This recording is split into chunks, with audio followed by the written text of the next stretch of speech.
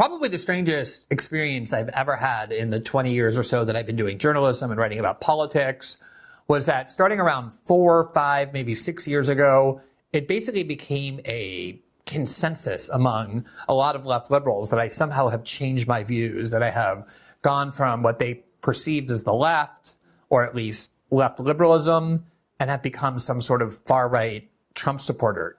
And the reason I say that it's so strange is not because I care how people label me. It's because I honestly haven't changed a single one of my defining views at all. You can go back and read my early blog that I created out of nowhere in 2005 and 2006, and then my articles at Salon, and then my articles and reporting in The Guardian, and then everything I did at The Intercept, and interviews and speeches that I've given over the years. And on the core issues, everything is essentially the same. I'm not even boasting about that. Maybe it's good to evolve and have different views on the key issues that you focus on much, but the reality is that I just haven't. I began by focusing on the evils of the security state during the war on terror, the CIA, the NSA, the FBI, Homeland Security. I've always been a vehement advocate of free speech against any attempt to censor, especially censor the internet. And all these principles have just continued, including my basic view about journalism. And yet somehow you stand in the same place and then you get increasingly accused of having shifted, even though you haven't actually moved at all. Because so often what changes is the political factions around you. One of the defining staples of left politics in the West for decades, as I understood it when I first became acquainted with what that meant, as I studied more about the history of the 20th century and how both left and right, liberal and conservative movements emerged, was a very ingrained and justifiable skepticism about, even concern for and contempt for, the part of our government that operates in secret, that is a permanent power faction in Washington, and that can exercise immense powers completely in the dark. The CIA, the FBI, the NSA, the Pentagon, Homeland Security. I mean, this has been a staple, an anchor of left liberal politics, especially left-wing politics, for as long as I can remember. And I defy any of you now to go and try and find a member of the political faction in Washington who identifies as left-wing that ever talks about any of those issues or any of those agencies in anything remotely resembling a derogatory way. It never happens. If you go to Capitol Hill, you go to mainstream media outlets, the only people who ever speak negatively or critically or skeptically of the pronouncements and behavior of those agencies are now people who identify as being on the populist right. You can certainly find some people on the left who don't want to be part of the Democratic Party who still are focused on these issues, but by and large, it is the Democratic Party that has become an increasingly pro-establishment party, including the left liberal wing of that party that through the 1960s and 1970s defined themselves based on counterculture and anti-establishment politics. They are now the most pro-establishment faction, and all of our politics, the ones who demand that you have to obey every pronouncement of the CDC, put on masks the minute they tell you to, not question vaccines, and be grateful when the CIA and FBI and Homeland Security do anything because they're really good people acting benevolently in our own interests. I mean, it is a complete reversal of how politics has for decades in the United States been defined. And you don't need to take my word for it. There's so much polling data that has demonstrated this. And there's a new poll out today from Gallup, which I think is the best polling agency to survey general attitudes, not necessarily the day-by-day presidential race. That's not really what they do, but they are very comprehensive and very reliable in surveying the kind of deep-seated opinions and ethos that Americans have, and they break them up by category, and their data is often extremely revealing. And here's a report from Gallup that was issued just today where you see the headline, quote, "Partisans differ most on the ratings of the CDC, FBI, and Homeland Security." And this is a survey that attempted to determine how Americans think about various federal agencies, specifically by political ideology or party. And the question was, how would you rate the job being done by each? Excellent, good, or only poor, only fair or poor? And here are the results. And I mean, it really is remarkable. So first of all, here's the CDC. I don't even think that's a surprise. I don't consider the CDC part of the security state, but given how much we know that the CDC erred and made inaccurate statements and false statements, 65% of Americans rate the CDC as good, less than 20%, fewer than 20% of Republicans do.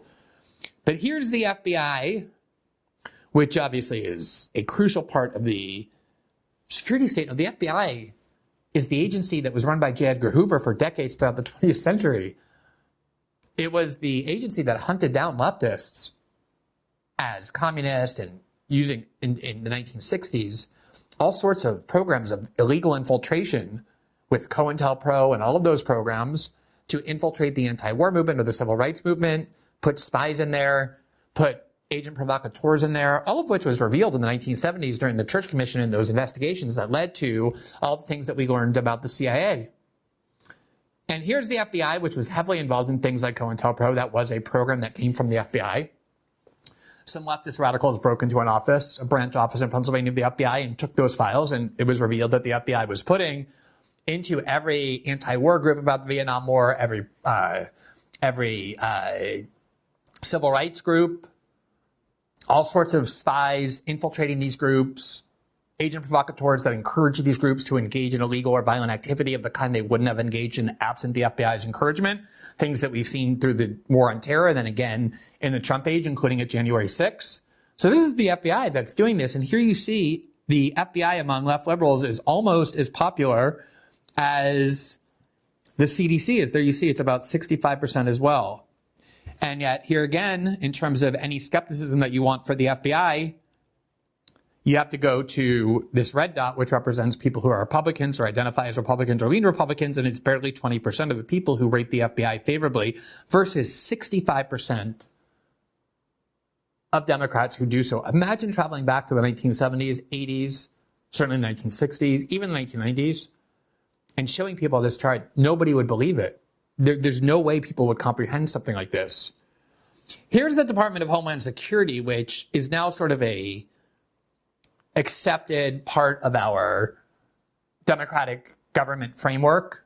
But in reality, unlike the CIA and the FBI, which has been in existence for decades, the FBI early in the 20th century, the CIA as part of the CIA as part of the National Security Act 1947 after World War II, when the Cold War began, when the National Security State was created. Homeland Security was only created in 2002. It was an initiative by George Bush and Dick Cheney to say that we need an overarching agency that manages all of the different security state agencies, another layer on top of all this massive, sprawling, secretive part of our government that we already had. At the time, this was an extremely controversial measure because people are saying the last thing we need is another layer of massive bureaucracy that will have all of these massive powers. This was right after the Patriot Act, and people started saying, what is it that we're doing to our government? That was what the Department of Homeland Security represented. And there were a good number of Democrats who opposed to it. And now you look at this, and also at the Department of Homeland Security, you have 65% or maybe actually above 50% of Democrats who support the Department of Homeland Security, and then about 13 or 12% of Republicans who do. I mean, look at these gaps in the level of trust that both Republicans and Democrats place in these security state institutions, these secretive, unaccountable, undemocratic agencies. Now, some of you might be thinking, oh, well, this only is happening because this is under a Democratic administration. It's typically the case that Democrats trust these agencies when it's a Democrat running it, but don't trust them when it's a Republican. That's not true. As I'm going to show you, this has been a trend, long time coming, that we also saw when Donald Trump was the president, was running the executive branch, and Democrats increasingly embraced the CIA, FBI, Homeland Security, and the Pentagon as the agencies that they most trusted. Here is the CIA. The CIA. I try to imagine what it would be like to go back and just tell some leftist activists in the 1960s, the 1970s, 1980s, that in just a couple decades, the only opposition to and skepticism of the CIA that you're going to hear is on the populist right wing of the Republican Party, whereas the Democrats are going to be overwhelmingly in favor of it. Not just Democrats, but even the left wing of the Democratic Party will never speak ill of these agencies. This is just unbelievable and remarkable. Here is 55% or so of people who are Democrats who rate the CIA as doing a good job, whereas just over 20%, maybe 25% of Republicans do. That's the CIA. And then here you see the Defense Department, the Pentagon, where Republican support is a little higher. It's about 32%, and yet 65% of Democrats think the Pentagon is doing a good job. The Pentagon that spends almost $1 trillion a year that it can't keep track of, that it can't pass an audit for, that it pours into the endless pockets of Raytheon and Boeing and General Dynamic that's filled with people who came from those companies who now run the Pentagon. 65% of Democrats favorably rate the Pentagon. And you can go through pretty much the entire set of agencies where Democrats trust it more, including the Department of Justice, although the difference is a little bit less there, as well as the Secret Service. But the big items are these agencies, the opposition to which to basically used to define who was on the left and who was on the right.